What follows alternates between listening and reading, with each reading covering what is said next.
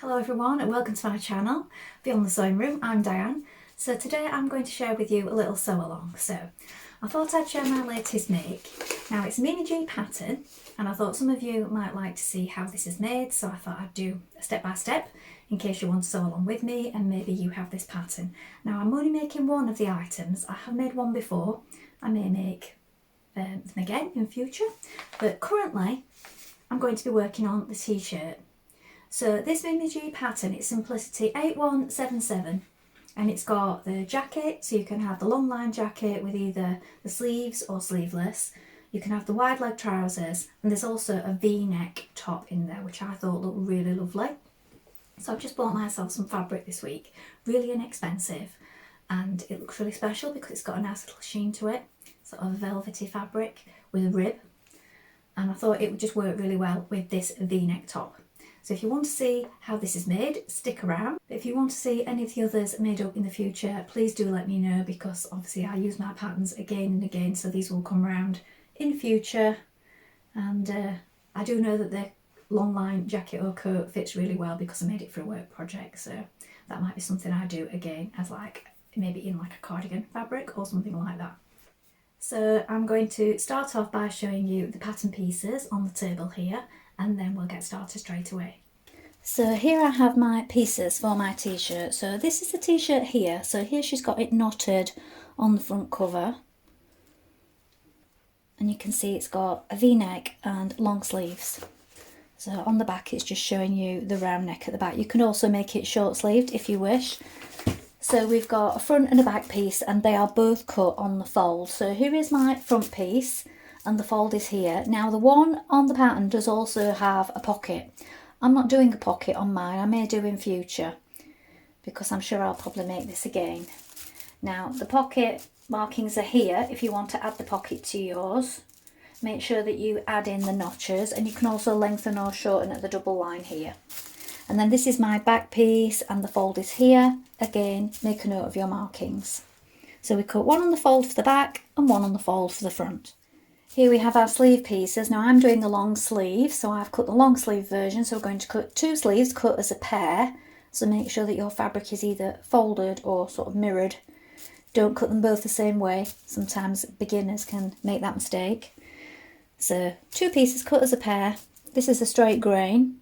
Also, if you're working with a velvety fabric, as I'm doing, you need to make sure that you cut them all in the same direction so that the nap is going in the same direction. Otherwise, the shade will look different. Make sure that you make a note of your markings and the circles here. And again, you can lengthen or shorten at that double line there. This marking here is if you're making the short sleeve version. Now here we have the neckband piece. So we're going to cut one of these. You want to make sure that the stretchiest part of your fabric is going this way. Make a note of your notches and your centre back point here. So just before we get started, something else I thought I'd mention is that I always try to use up all my oddments of thread on my overlocker when I'm making anything. So you often end up with lots of little bits and bobs. I don't buy specific colours for each project that I work on. Mostly when I'm doing things for work, I use like a neutral shade. So either a neutral or a black for all the dark things on the overlocking. And I do just use my overlocker as an edging stitch. Don't generally join things together on it. So I just join them together with a stretch stitch on my regular machine and then finish the seams with the overlocker. And this is really helpful because sometimes you might want to adjust the fit, and if you just overlock all your seams together, they're really difficult to unpick, and also you're chopping away some of the seam line. So that can sometimes mean that a garment's ruined if you got it wrong first time. So just something to think about there. But I do have lots of different coloured threads left over, and some of them are specific overlocking ones like this cone here in this blue, and some of them are just random shades of blues or whatever colour, and I just tend to put 3 on. So I don't use all 4 threads, I use 3, use what I've got, and then I just do my edging that way. I know some people like everything to be perfectly matched, but it can work out really expensive if you're using your overlocker because it's so thread intensive. So I just thought I'd mention that before we begin. So first up, I'm working on the front of my t-shirt. So I've got it here on the table, and I've got the V that we need to work on first of all. So this point of the V right here, we need to reinforce around it. So about 1 centimetre in from the raw edge and about 2.5 up each side of the V, you want to do some reinforcing stitches. So you want to stitch around that V just to make sure that it gives it some stability. So we're going to do that first of all before we add on our neckline at a later point.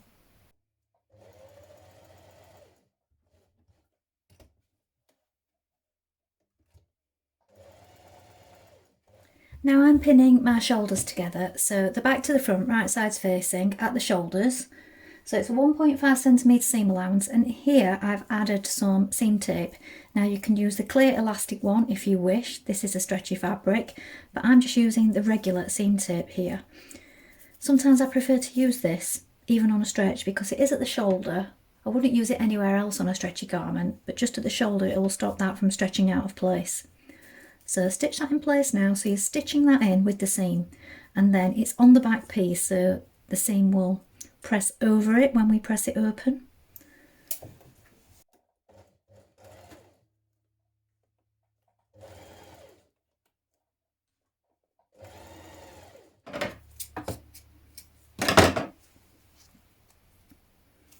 When we press that seam open, look, that will be underneath. Now fold your neckband in half like this, so you've got this V shape at this end. We're now going to stitch that in place.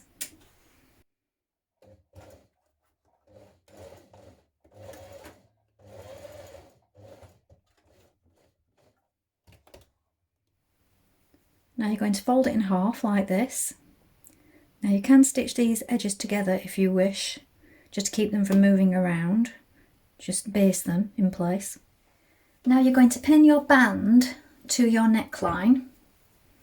So what you want to do is line up the centre back point and these markings here. So we've got it, so this is the right side, this is the right side with the band, look. Line up the markings, pin that in place. And when you've got this all pinned in place, you're going to stitch it with a 1 centimetre seam all the way around. You want it on a stretch stitch. Make your stitch a little smaller. These markings here want to line up with the shoulder point, and just take real care when you're stitching round the front here at the V point. You'll want to pin it at either side where these markings are, and also at the centre point here. So pin it all the way around and stitch it in place. Now, so on your neckband, you want to change to a zigzag stitch if you've not already done so. So make a stitch smaller, or you could use a stretch stitch, and we're going to sew this on with a 1 centimetre seam. You do need to stretch on it a little as you go. Now I've just overlocked on the inside around that neckband, and then on the outside we're just going to stitch that down flat by stitching close to the seam on the outside here. So make sure you've got a ballpoint needle on for all these steps as well, because a stretch fabric you always need a ballpoint needle.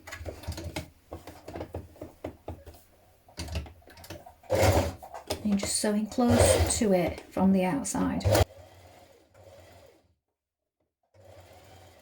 Now stitch your side seams together with a 1.5 centimetre seam allowance. I've overlocked my side seams first of all so that I can press them open and flat. Now sew the seam of your sleeves together. We're going to do this before we attach them to our t-shirt. Some people like to do this before they do the side seams. Now you can do a line of ease stitching around the top of each sleeve to help you ease it in, but as it's stretchy, I don't tend to do it on stretchy fabrics.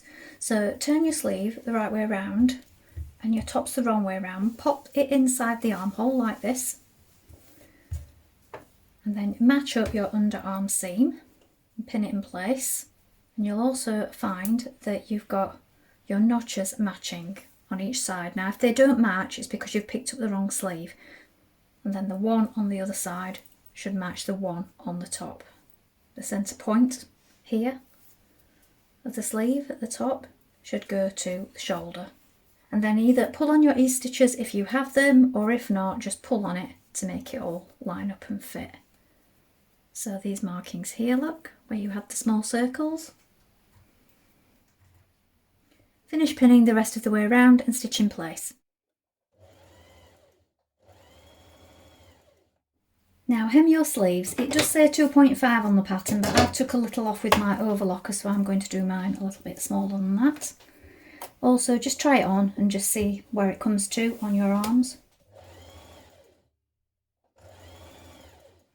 Now to hem the bottom, I'm just turning it up twice, just to make it a bit more stable.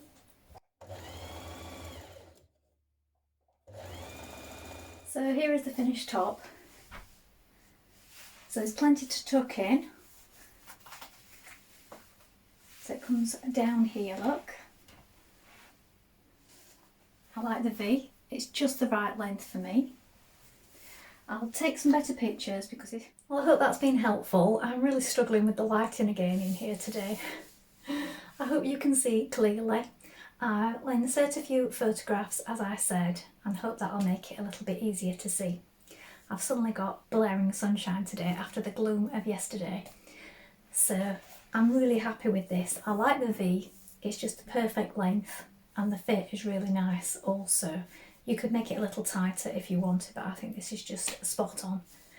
So let me know in the comments if you made this top and I look forward to hearing from you. Thank you so much for watching today. Remember to like and subscribe. Bye for now.